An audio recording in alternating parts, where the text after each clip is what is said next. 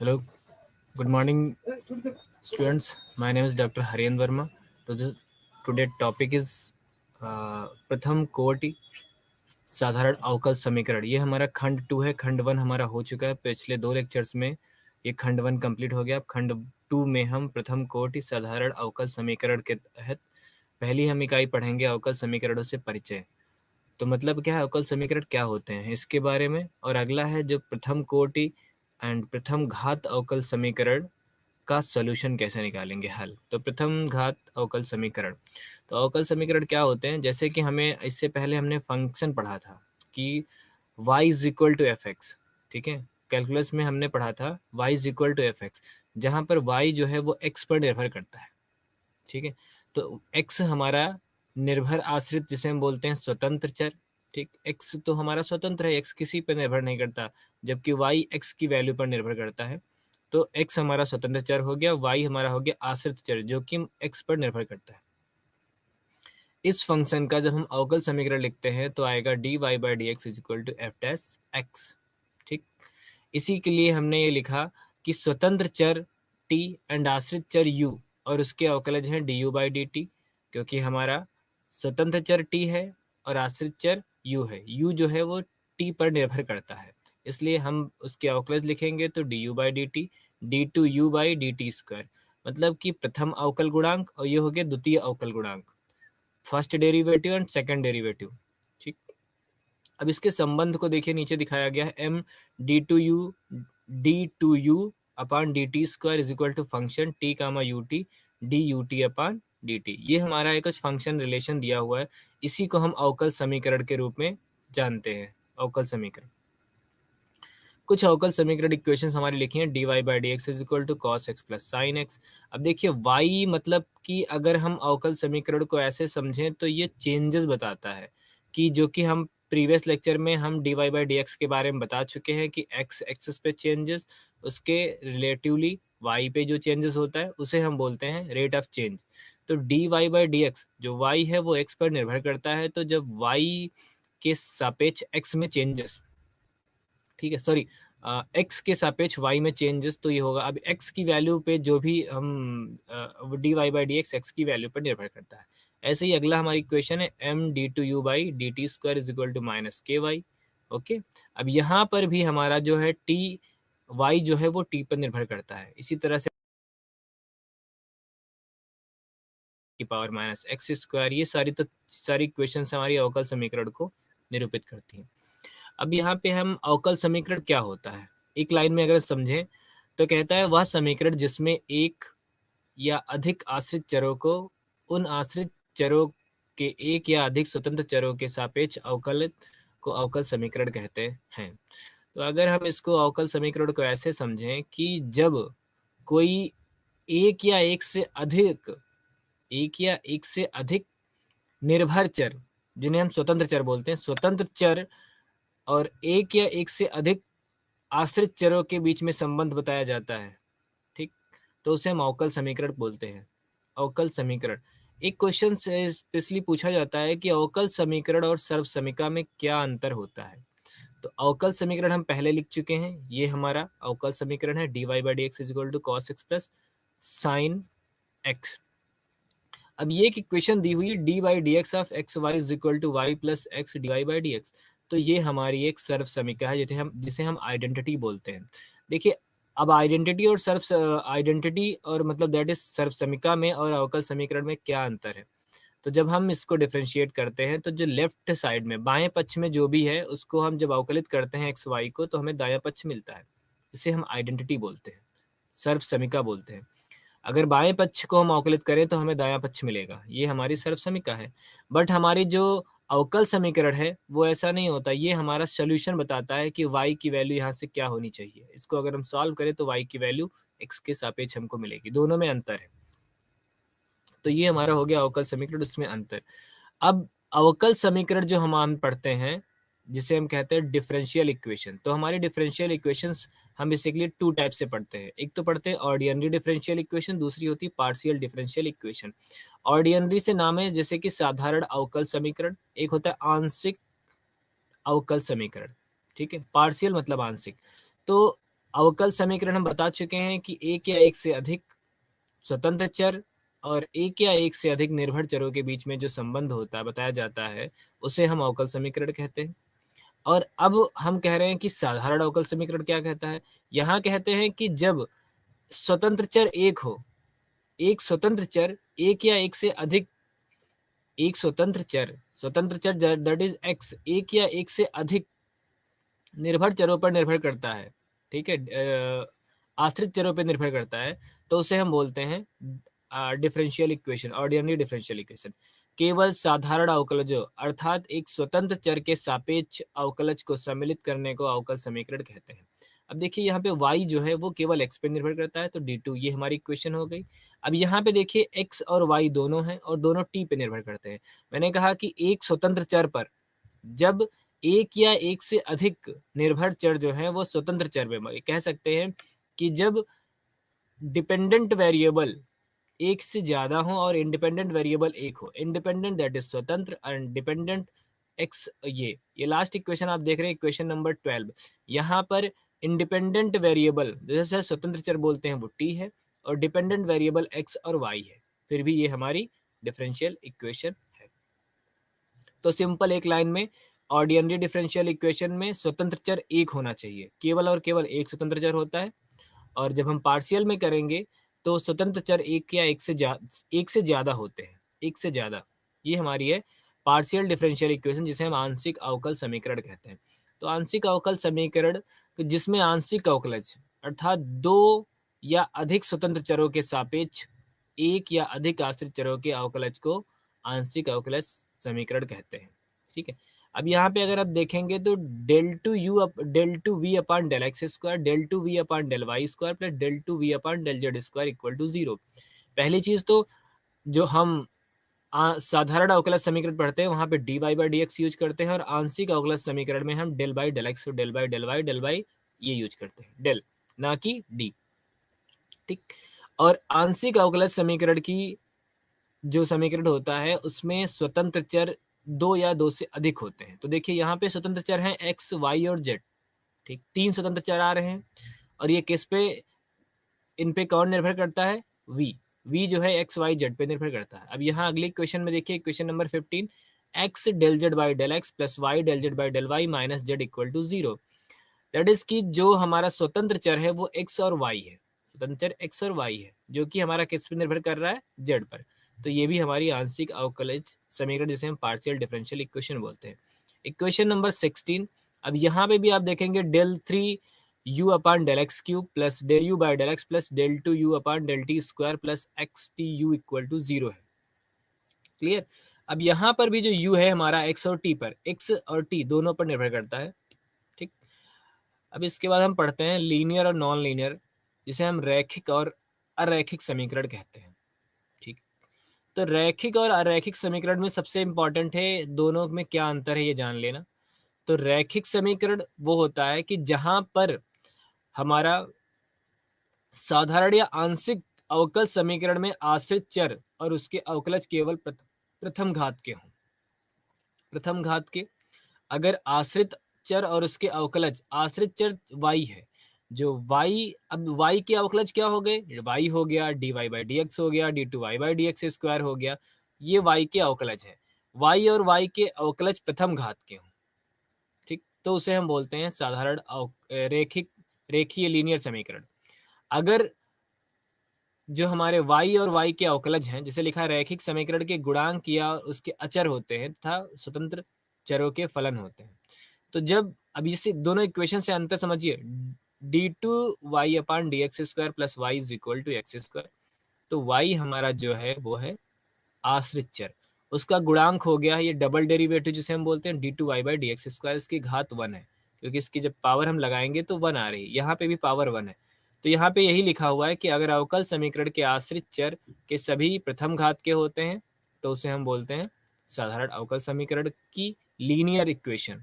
अब जिससे रेखीय समीकरण बोल रहे हैं, जबकि ये इक्वेशन देखिए x प्लस वाई का whole square D Y by D. अब y के अवकलज की बात करें तो D Y by D X हो गया, और यहाँ पर x plus Y square, y और y के अवकलज लिखा हुआ है, आश्रित चर और उसके अवकलज, तो यहाँ पर हमें मिल रहा है वाई स्क्वायर, जो कि y का द्वितीय घात का, इसलिए ये हमारी हो गई अरैखिक समीकरण।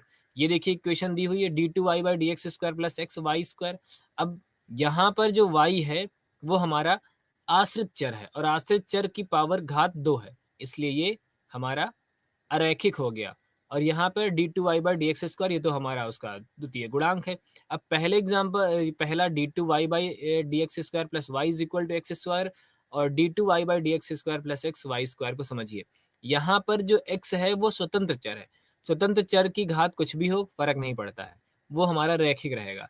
बट हमारा जो आश्रित चर और उसके गुणांक है, आश्रित चर और उसके अवकलज गुणांक है, वो हमेशा प्रथम घात के होने चाहिए। आश्रित चर, तो आश्रित चर y यहाँ पे देखिए द्वितीय घात का है, इसलिए ये हमारा अरैखिक समीकरण हो जाएगा। देखिए ये हमारे कुछ नोटेशन दिए गए हैं, y square D Y by D x. अब D Y by D x तो हमारा हो गया अवकल गुणांक y का। अब वाई स्क्वायर जो है आश्रित चर हो गया, आश्रित चर का स्क्वायर, तो देखिए यहाँ पे हमारा प्रोडक्ट में आ रहा है, ये भी हमारा अरैखिक संबंध बताएगा, ये भी हमारा है, वाई स्क्वायर तो बताता ही है। ठीक, अब हम देखते हैं कोटि क्या होती है। कोटि जिसे हम ऑर्डर बोलते हैं, होता है first order, second order differential equation. तो ऑर्डर क्या होता है, तो ऑर्डर होता है कितनी बार उसको डिफरेंशिएट किया गया, किसी इक्वेशन में कितने हाईएस्ट, कितने ज्यादा डिफरेंशिएशन किए गए हैं किसी फंक्शन के। ठीक, वो उसकी कोटि को निर्देशित करता है। किसी अवकल समीकरण की कोटि उस समीकरण में प्रस्तुत उच्चतम कोटि अवकलज की कोटि होती है। अब देखिए यहाँ पे पहला उदाहरण जो है, example number 17, d2y by D X square plus Y is equal to X cube. अब इस y को हमने 2 बार अवकलित किया है, इसलिए इसकी कोटि हो गई 2।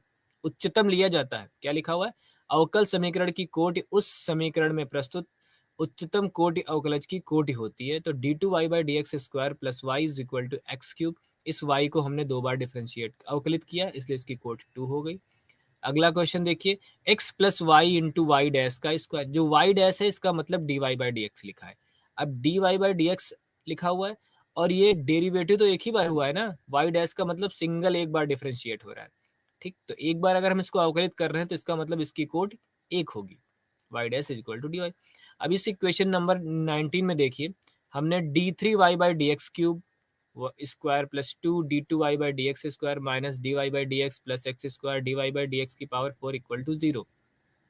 ठीक है, हम कोटि की बात करेंगे तो कोटि में मैंने कहा कि हम हाईएस्ट ऑर्डर डेरिवेटिव की बात करते हैं। जो भी हमारी इक्वेशन में जिस इक्वेशन को हम पढ़ रहे हैं उसमें फंक्शन को जितनी मैक्सिमम बार डिफरेंशिएट किया गया है वो हमारा उसका कोटि होगा।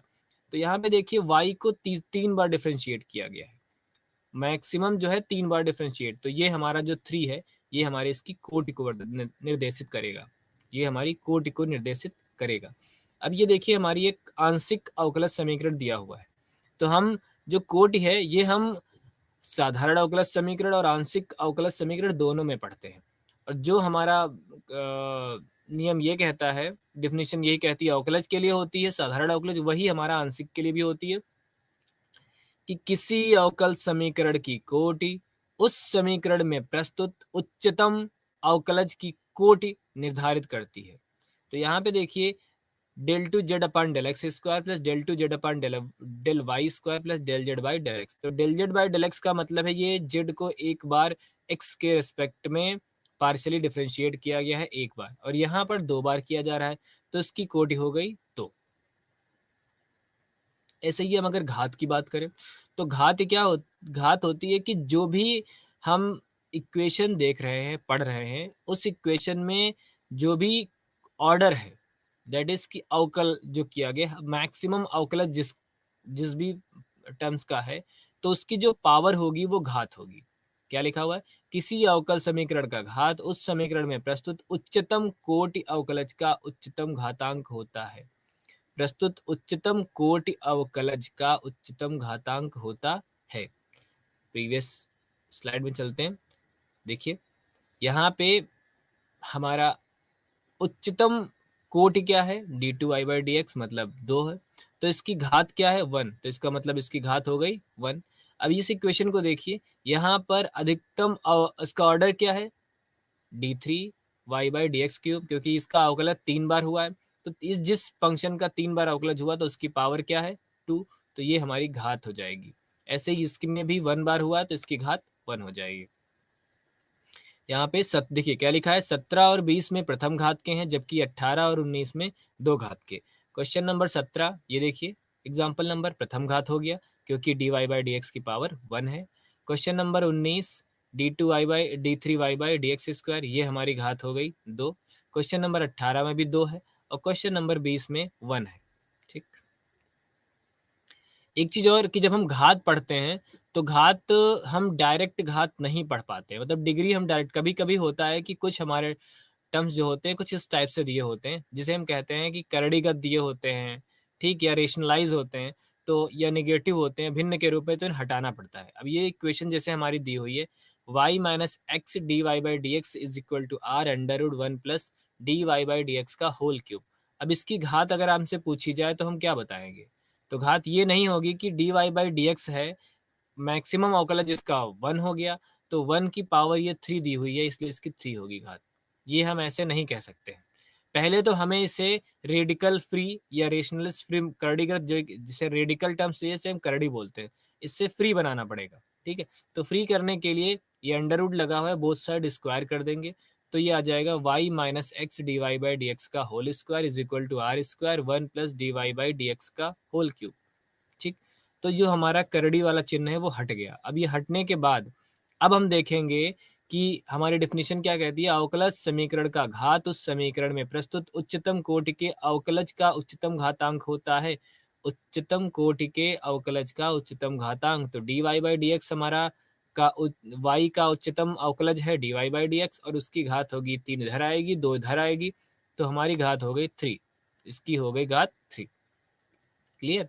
अब यहाँ पे कुछ कोटि और घात के क्वेश्चंस दिए हुए हैं जिसे हमें समझना है।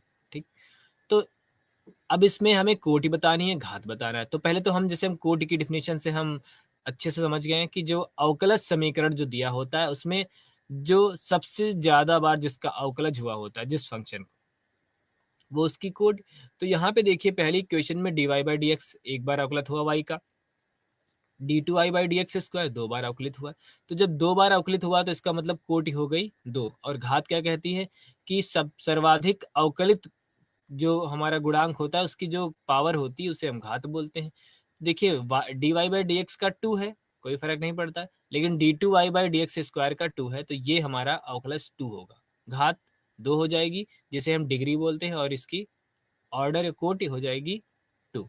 ठीक, अब ये इक्वेशन देखिए, यहाँ पर भी y का सर्वाधिक अवकलित क्या है, 2 बार अवकलित किया गया है D two Y by D X square, और उसकी पावर क्या है 1, तो इसका हो गया कोटि 2 हो गई और घात हो गया 1। अब ये देखिए क्वेश्चन, यहाँ पे हमारा है sine D two Y by D X square plus X square Y square equal to 0। अब इसका अगर हमसे पूछा जाए कि इसकी ऑर्डर और डिग्री क्या होगी, तो सबसे पहले इसे साइन को फ्री करना पड़ेगा, इसको इधर लेके आएंगे तो आ जाएगा D two Y by D X square is equal to sine inverse X square plus Y square, तब हम इसका ऑर्डर और कोटि बताएंगे। ठीक, इसी तरह से ये क्वेश्चन देखिए, यह हमारे पास क्या दिया है, 1 plus D Y by D x का होल स्क्वायर की power 3/2 is equal to R D two Y by D X square. तो देखिए हम ऑर्डर तो ये कोड ही तो आसानी से बता देंगे, कोड यही कहती है कि जी जो भी D Y by D X जो भी फंक्शन वाई हो उसका अधिकतम अवकलज गुणांक जो भी होगा वो उसकी कोटि होगी। तो यहाँ पे अधिकतम अवकलज गुणांक है D two Y by D X square, तो इसके कोटि हो गई 2। अब हमको घात देखने के लिए, घात कर निकालने के लिए इससे हमें स्क्वायर करना पड़ेगा क्योंकि ये हमें रेशनल टर्म हटाना है, अंडर रूट बना हुआ है करड़ीगत। ठीक, तो हटाने के लिए जब हम इसका स्क्वायर करेंगे तो इधर पावर 3 और इधर 2 आ जाएगा। ठीक, तो 2 आने का मतलब ये हो गया कि ये हो गया D two Y by D X square का होल स्क्वायर, तो इसका मतलब इसकी घात और कोटि दोनों 2 हो गई। सेम क्वेश्चन ऐसे ही लगाएंगे, यहाँ पर ऑर्डर 4 और डिग्री 1 हो जाएगा, इसको और सॉल्व करेंगे हमें मिल जाएगा। ठीक, ऐसे ही अवकल समीकरण का हल हम देखते हैं। तो अवकल समीकरण का जब हम हल देखते हैं तो कहते हैं कि किसी इंटरवल में, ठीक, अंतराल में परिभाषित होता है, किसी अंतराल आई पर परिभाषित एक वास्तविक या सम्मिश्र जिसे हम कॉम्प्लेक्स नंबर बोलते हैं फलन को अवकलित के एक हल समाकल हल कहलाता है। ठीक, तो ये हमारा जैसे कि उदाहरण के लिए प्रथम कोटि हमारा दिया हुआ है, तो D Y by X equal to 2y minus 4x है। अगर हमने कहा y is equal to 2x plus 1 इसका एक हल है, तो ये हमारा इस अंतराल में आएगा, क्योंकि x की वैल्यू माइनस इनफाइनाइट से इनफाइनाइट के बीच में हम रखते रहेंगे, हमें y की वैल्यू उसी रेस्पेक्ट में मिलेगी और dy बाई डी एक्स भी उसी के रिगार्डिंग मिलेगा। अब ये देखिए हमारा एक क्वेश्चन है, इसी सोल्यूशन हल निकालने के लिए दिखाइए कि किसी अचर c के लिए फलन इतने समीकरण इतने का एक हल है। तो अगर ये इस समीकरण का हल है तो इसको संतुष्ट करना चाहिए। संतुष्ट करने के लिए सबसे हम जो हमारा हल दिया उसको हम डिफरेंशिएट कर लेंगे। देखिए i स्वयं r है, क्योंकि x जो है वो r को बिलोंग करता है। r हमारी रियल लाइन माइनस इनफाइनाइट से इनफाइनाइट है, तो यही हमारी लिखा है i स्वयं r है। x r के लिए इसलिए हम जानते हैं, इसको डिफरेंशिएट करेंगे तो आया c e की power x is equal to Y. c e की power x is equal to Y. अब देखिए हमने e की पावर cx को डिफरेंशिएट किया और y मिल गया। यहाँ पर भी तो यही कहता है कि dy बाई डी एक्स की इज इक्वल टू वाई। तो ये हमारा हो गया, इसको संतुष्ट करा, दैट इज ये हमारी इक्वेशन है। ठीक, ऐसे ही हम सोल्यूशन पढ़ते हैं तो हमारी अगर nth कोटि की अवकलज समीकरण का हल, n कोटि का मतलब हो गया कि जैसे कि dy बाई डी एक्स हो गया प्रथम कोटि का, d2y by D X square हो गया द्वितीय कोटि का, d3y by D X square D X cube हो गया तृतीय। ऐसे ही n बार करेंगे तो हमारा n कोटि की एक अवकलज समीकरण होगा जिसका कंप्लीट सोल्यूशन हम निकालते हैं। ठीक, व्यापक से निकालते हैं तो उसमें दो तरह के सोल्यूशन पढ़ते हैं, पर्टिकुलर सोल्यूशन और सिंगुलर सोल्यूशन। लिखा है कि व्यापक सोल्यूशन, ठीक है, व्यापक सोल्यूशन में प्रस्तुत जो अब जब हम कंप्लीट सोल्यूशन निकाल रहे होते हैं उसमें कुछ हमको अचर मिलते हैं जिन्हें हम कांस्टेंट कहते हैं, प्राप्त होते हैं, जिसे हम पर्टिकुलर, कोई भी हल एक विशेष हल पर्टिकुलर कहलाता है, स्वेच्छा से पैरामीटर से मुक्त हो जाए। अगर हमने जो अचर आए उनको मुक्त कर दें, मुक्त दैट इज कि हमारा जो सोल्यूशन था वो अचर फ्री हो जाए, तो उसे हम पर्टिकुलर सोल्यूशन बोलते हैं। ऐसे ही हमारा आता है सिंगुलर सोल्यूशन। दिए हुए समीकरण के और भी हल हो सकते हैं व्यापक। अब यहाँ पे क्या है, किसी पर्टिकुलर वैल्यू पर अगर हमको हल मिलता है तो उसे हम सिंगुलर सोल्यूशन बोलते हैं। ऐसे ही एक प्रमेय होती है अस्तित्व एंड अद्वैतता, एक यूनिकनेस एंड एग्जिस्टेंस थ्योरम होती है। यूनिकनेस एंड एग्जिस्टेंस थ्योरम कहती है किसी प्लेन में डिफाइंड की जाती है। तो प्लेन अगर हमने लिया है तो एक्स और Y, X plane, X X axis, Y axis, तो एक्स वाई प्लेन बन गया। उसमें हमने कोई पॉइंट ले लिया एक्स नॉट वाई नॉट, फिर कहा कि एक्स माइनस एक्स नॉट का जो है mod is less than A, Y minus Y nought is less than B. ठीक, आयताकार प्रांत बना लिया है। फिर हमने कहा कि फंक्शन जो है वो बाउंडेड हो, लेस देन इक्वल टू के। ये जो है बाउंडेड बोलते हैं, पहली कंडीशन है कि सतत और परिबद्ध है, तो ये बाउंडेड हो गया। अब बाउंडेड होने के बाद हमने यहाँ पे निकाला कि जो del F by del Y है वो भी संतत और परिबद्ध होना चाहिए, मतलब कॉन्टिन्यूस और डिफरेंशियल होना चाहिए, अर्थात del F by del Y is less than equal to L. ये हमारा del F by del Y is less than equal to L का मतलब ये हो गया कि ये भी हमारा जो हम डिफरेंशिएट करें फंक्शन को वाई के रेस्पेक्ट में पार्शियली, वो भी हमारा क्या होना चाहिए, बाउंडेड होना चाहिए। ठीक, परिबद्ध जिसे हम बोलते हैं बाउंडेड। ठीक, तब उसे हम बोलेंगे अद्वितीय हल होगा। ऐसे ही हमारा क्वेश्चन दिया हुआ है, इसको हम इसी थ्योरम के अकॉर्डिंग सॉल्व करेंगे। हमारा D Y by D X फलन दिया हुआ है, तो ये देखिए फंक्शन हमने दे दिया है। ये हमारी कंडीशंस दी हुई है, mod x less than a, mod y less than one less than B.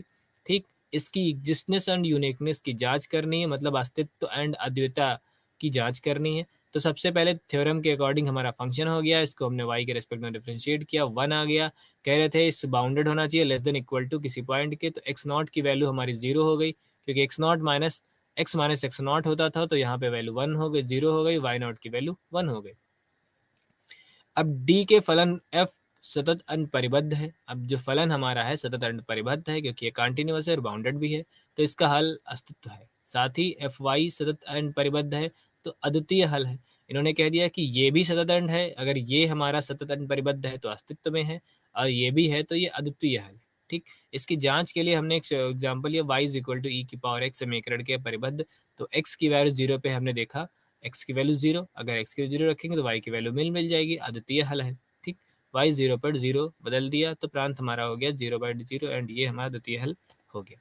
ठीक, ऐसे ही हम एक वक्र कुल एंड अवकल समीकरण की बात करते हैं, X square plus Y square is equal to A square, उन सभी।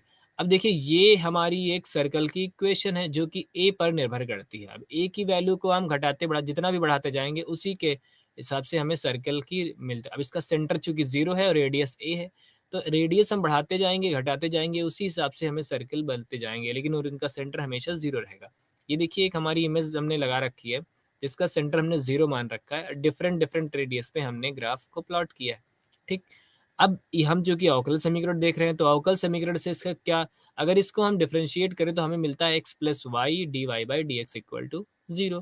That is d Y by D x is equal to minus x upon y, minus x upon y. और D Y by D x हमारा परिवर्तन होता है x और y के बीच एक्सेस में, दैट इज हमारा स्लोप हो गया, हमारा झुकाव हो गया एक्स एक्सेस। तो हम उसी झुकाव के अध्ययन को इससे निरूपित करते हैं। इसी तरह से हमारी और भी इक्वेशन है, पैराबोला की इक्वेशन है, हाइपरबोला की है, लाइन की equation y equal to m x plus c है। जैसे ही डिफ्रेंशिएट करेंगे तो m के रेस्पेक्ट में दिखाई पड़ेगा।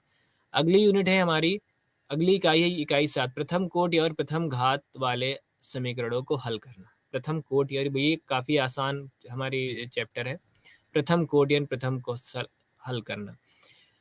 तो होता क्या है कि प्रथम कोटि या प्रथम घात, प्रथम कोटि का मतलब हो गया D Y by D X होना चाहिए। प्रथम घात का मतलब है कि जो D Y by D x की पावर भी हमारी 1 होनी चाहिए। ठीक, तो ये आसान तो है, लेकिन हम कैसे इजीली करने के लिए इसमें कई सारे मेथड बताए गए हैं। ठीक, कई सारे, इसको देखिए, ये हमारा जो फंक्शन दिया है एक्स वाई और D Y by D X, D two Y by D X अगर ये हो जाता तो द्वितीय कोटि की हो जाती।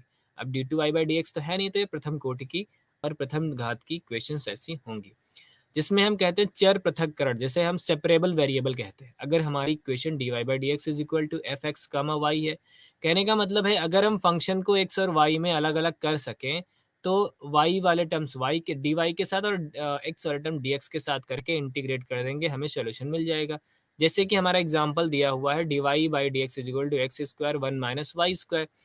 अब अगर हमने इसको इधर लेके गए, 1 minus Y square D Y हो गया और एक्स स्क्वायर डी एक्स हो गया, जो कि देखिए हमारा फंक्शन दिया हुआ है, फंक्शन को हमने ब्रेक किया तो एम एक्स की वैल्यू एक्स स्क्वायर आ गई और n x value y n y 1 minus Y square आ गई। हम इसको सॉल्व कर सकते हैं, वाई को वाई के साथ और वाई को डी वाई के साथ और एक्स को डी एक्स के साथ करके हम इंटीग्रेट करेंगे, हमें सोल्यूशन मिल जाएगा। जैसे कि हमारा क्वेश्चन दिया है D Y by D x equal to e की पावर एक्स माइनस वाई, अगर इसको लिखें तो ई की पावर एक्स इंटू ई की पावर माइनस वाई, मतलब ई की एक्स और वाई के वेरिएबल्स को अलग अलग कर सकते हैं क्योंकि चर पृथक्करण लिखा हुआ है। ठीक, हमारा मेथड है चर पृथक्करण, मतलब कि चर तुम्हारा एक्स और वाई दोनों के चर है, एक स्वतंत्र चर है एक आश्रित चर है।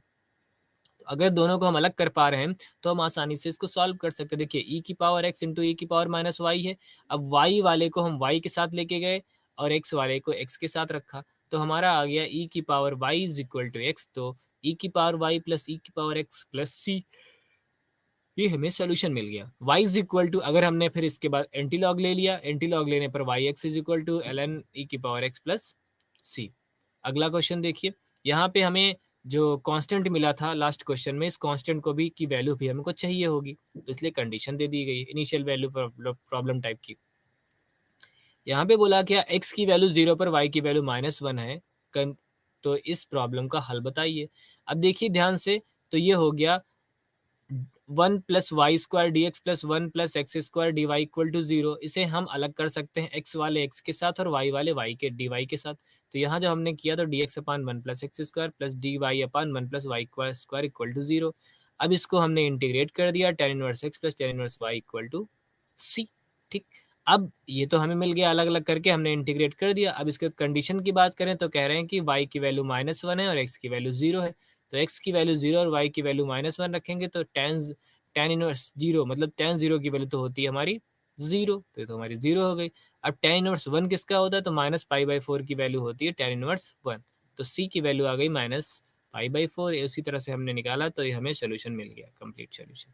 अब समघात समीकरण क्या होता है, देखिए जब x और y के वास्तविक मान फलन h घात n का एक समघात फलन कहलाता है, जहां n एक वास्तविक संख्या है।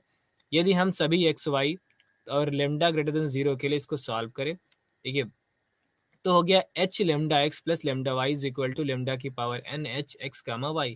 ये वाला मेथड मैं पहले भी बता चुका हूँ पिछले लेक्चर में कि हम कैसे समघात पढ़ते हैं। x को x से और y को y से अगर हम रिप्लेस करें तो जो भी t कॉमन हो जाएगा उसकी पावर हमारी जो उसकी समघात को रिप्रेजेंट करती है। अब जैसे ये हमारा उदाहरण के देखते हैं h x कामा y है, अगर मैंने x को लेमडा x और y को लेमडा y से निरूपित किया तो लेमडा की जो पावर होगी जो कॉमन होगी वो हमारी घात को निरूपित करेगी।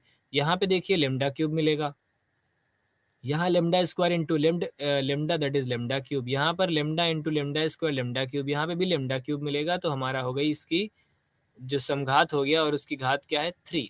ऐसे ही हमारा ये क्वेश्चन देखिए, H X is equal to Y is equal to X square cos Y comma X, तो ये जो कॉस वाई कमा एक्स है इसकी घात 0 होती है, ठीक, इसकी घात अचर है, इसकी 0 हो जाएगी, देखो वाई बाई एक्स की घात 0 है, इसलिए cos 1 by x is equal to की अचर 0 होगी, ठीक। ऐसे ही l n mod x minus l n mod y that is l n mod x upon y, इसकी भी घात 0 है, तो बचा क्या, बचा हमारा एक्स स्क्वायर, इधर बचा एक्स वाई, इसकी भी घात 0, इसकी भी घात 0, एक्स वाई यहाँ पर 1 1 दो घात हो गया, यहाँ भी एक्स स्क्वायर, तो ये दो घात का समघात है, ठीक। तो ऐसे क्वेश्चन को हम सॉल्व करने के लिए जब हमें समघात, अब देखिए D Y by D x is equal to Y cube upon X cube, यहाँ पे भी 3 है, यहाँ पे भी 3, यहाँ 1 1, तो हमने Y is equal to V X assume कर लिया, ठीक। वी एक्स एज्यूम करके क्या होगा कि हम पूरा सॉल्व करेंगे, तो वी एक्स एज्यूम किया तो आया, इसको डिफरेंशिएट किया तो आया y D Y by D x is equal to, एक बार हमने किया तो आया v, दोबारा किया तो x D we by D X हमने कर दिया वी क्यूब प्लस वी, ये हमारा पूरा सॉल्व हो गया। अब यहाँ से हम D Y by D X जो हमें निकला था ये उसकी वैल्यू हमने रख दी, यहाँ पे आ गया वी क्यूब प्लस वी, पूरा सॉल्व किया, सॉल्व करने पर हमें मिला ये इधर से वी कैंसिल हो गया। अब देखिए वी कैंसिल हो गया तो 1 upon we cube d we by D x is equal to 1 by x, ये हमारा वेरिएबल सेपरेबल बन गया, मतलब चर पृथक्करण बन गया, v को v के साथ x को x के साथ लेके जाएंगे, तो ये आ गया 1 D V upon we cube is equal to D X upon X. पूरा सॉल्व करने पे हमें ये मिला, फिर v की वैल्यू रखेंगे y बाई एक्स, v की value y by x substitute करिए, हमें इसका सोल्यूशन मिल गया। अब प्रॉब्लम कहाँ आती है कि जब हम समघात की बात कर रहे थे और कुछ प्रॉब्लम्स ऐसी भी हुई जो हमारी समघात नहीं है, तो उन्हें समघात बनाना पड़ेगा। समघात के रूप में समानीय समीकरण, मतलब रिड्यूसिबल इक्वेशन जिसे हम बोलते हैं, अवकल समय। अब इस इक्वेशन को देखिए, यहाँ पर अगर हमने x को टी एक्स से रिप्लेस किया तो t कॉमन हो जाएगा, यहाँ से भी t, लेकिन ये तो 3 लिया हुआ, यहाँ से तो इस हिसाब से पूरे फंक्शन से कुछ कॉमन होगा ही नहीं, नीचे भी कॉमन नहीं होगा, इसकी घात 1, इसकी घात 1, इसकी घात 0, इसकी घात 1 1 0, तो ये हमारा तो समघात तो बन नहीं रहा, तो इसे समघात बनाना पड़ेगा। समघात बनाने के लिए हम क्या करते हैं, x को कैपिटल X प्लस एच से और y को कैपिटल X प्लस के से रिप्लेस कर देंगे। जब हम रिप्लेस करेंगे तो मिलेगा x plus 2 capital X plus 2 capital Y minus x, अब जब x रखेंगे h आएगा तो h प्लस 2 के माइनस 3, ऐसे ही नीचे मिलेगा, और ये वाला टर्म हमें इक्वल टू 0 ले लेना है। ये देखिए, ये जो हमने रिप्लेस किया पूरा, तो dx बाई डी वाई मिला, और ये dy by D x is equal to X plus 1, ये हमने पूरा सॉल्व किया।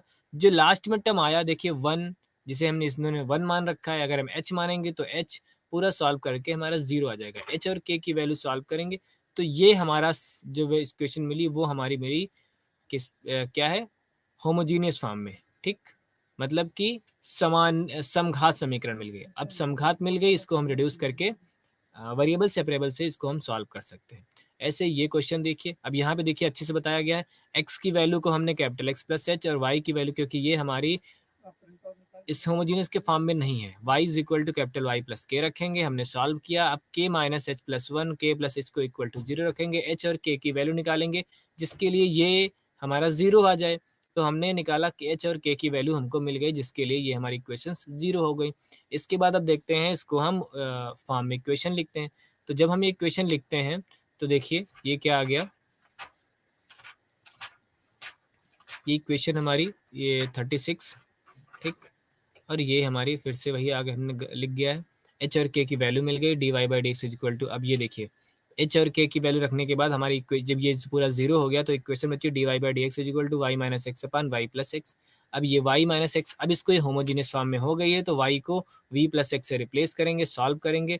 जब y is equal to V plus X रखेंगे तो x यहाँ से कॉमन होकर कैंसिल, नीचे से भी कैंसिल, तो v minus v upon v minus 1 upon v plus 1 आ जाएगा, और इधर इसको सॉल्व करेंगे तो आएगा v plus x d we by D x मिलेगा, वो हम पूरा सॉल्व करेंगे। पूरा सॉल्व करने के बाद कुछ इस टाइप से हमें सोल्यूशन मिलेगा, ये हमें इसका सोल्यूशन मिल गया, ठीक। ऐसे ही है यथातथ समीकरण। यथातथ समीकरण का मतलब है कुछ इस टाइप की इक्वेशन मिलती है, m x y d x plus n x y d y एक यथावत समीकरण है, मतलब कि हमारा m जो है वो हमारा फंक्शन ऑफ एक्स वाई है dx, जिसे अभी तक पृथक कर पा रहे, यहाँ पे हम x और y को अलग नहीं कर पाएंगे, उस तरह की प्रथम घात और प्रथम कोड इक्वेशन जहाँ पर x y को अलग ना कर पाए, उसे हम बोलते हैं यथातथ समीकरण।